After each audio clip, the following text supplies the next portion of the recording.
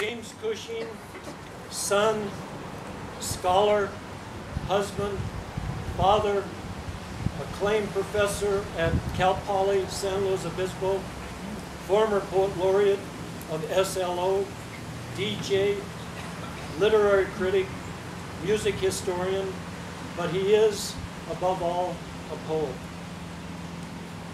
The Magicians Union is the book where the son kills the father. This is the book where one image set aloft transforms into another image and keeps soaring, lifting the reader with a style so nuanced it is crunched by its own content, sustained by a voice in such large measure it occupies place alongside its progenitors Ashbery and Merwin.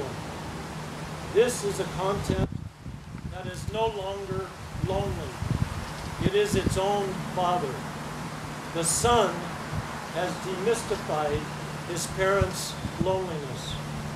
This is a book that declares the death of loneliness inhabitable. This book is a transformation, not only of image, but a tradition. This book demystifies, declares, argues persuasively that a man has made himself, his relationships, his flight, and landing a forgivable brilliance. This book shines alone, a forging of the soul of language self itself. With the Magicians Union, James Cushing has made a significant contribution to American poetry. Please give a warm welcome to an original poet, James Cushing.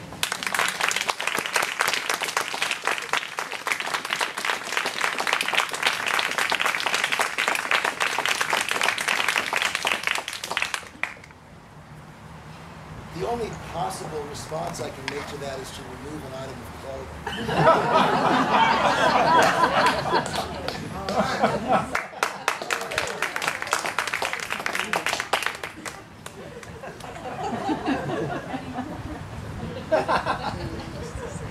Mary, thank you so much for that extraordinary introduction. I hope that some of my poems can earn even some of that. Thank you all so much for coming here. At one point in the Odyssey, the Homeric bards have Odysseus, when he's at the palace of King Alcinous and Queen Arete, look around him and say something to the effect that this is that when a group of people are gathered who have fellow feeling and a fellowship in community, and they're enjoying food and drink, and a poet is in front of them to speak, Odysseus says, "This to me is the finest that life can offer." and right now I feel that this is one of the finest experiences that life in the city can offer, and I want to thank every one of you for being here.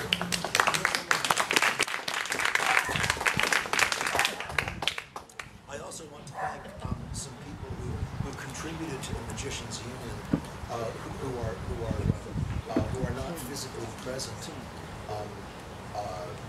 here with us today. To further what my poetry sister Phoebe was saying a moment ago about All Saints Day and the tissue of those who are still with us, I dedicated this book to the memory of two very important poets for me. One of them being Wanda Carter, who was going to do all this here, and for me was for many years a living embodiment of what poetry could be as a transformative experience.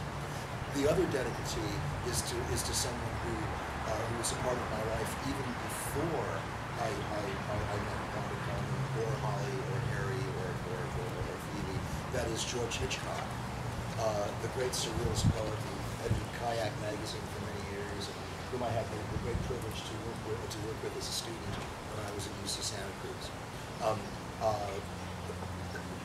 I think without George Hitchcock and Wanda Coleman as examples of how to put poetry first in one's life, I don't know if I would be here speaking to you. So I want to thank the spirits of those two, of that great man and that great woman, wherever their spirits may be. I'd also like to thank three people who are alive and well and who cannot be here. One of them is the doubly gifted poet photographer Holiday Mason, who was responsible for this wonderful photo of the author on the back of the book. I'm wearing this shirt because that was the one that I was wearing in this photo. Holiday's at a conference in New Mexico now. She would be.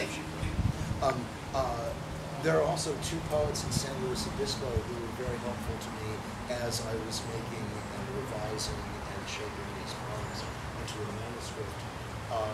Those being Leslie St. John, who has appeared at Beyond World with me, and the other being a much less well-known poet named Paula C. Lau, whose debut book entitled Mood in Marlowe contains some of the most remarkable poems about the experience of growing up in the Midwest that I have read since Harry and Holly.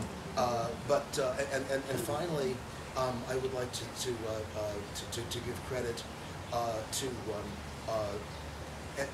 and I know that some of you may think that this is only paternal pride speaking, but I would like also to give credit to one of the more extraordinary poets that I've had the pleasure of knowing, my daughter Iris Cushing.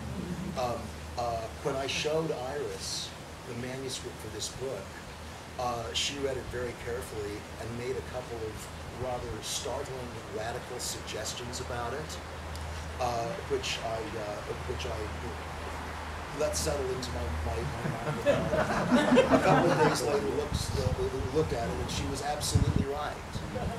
So the shape of this book, its ordering, some of what I hope is the flow of it, was brought into motion by some suggestions from her, and I want to.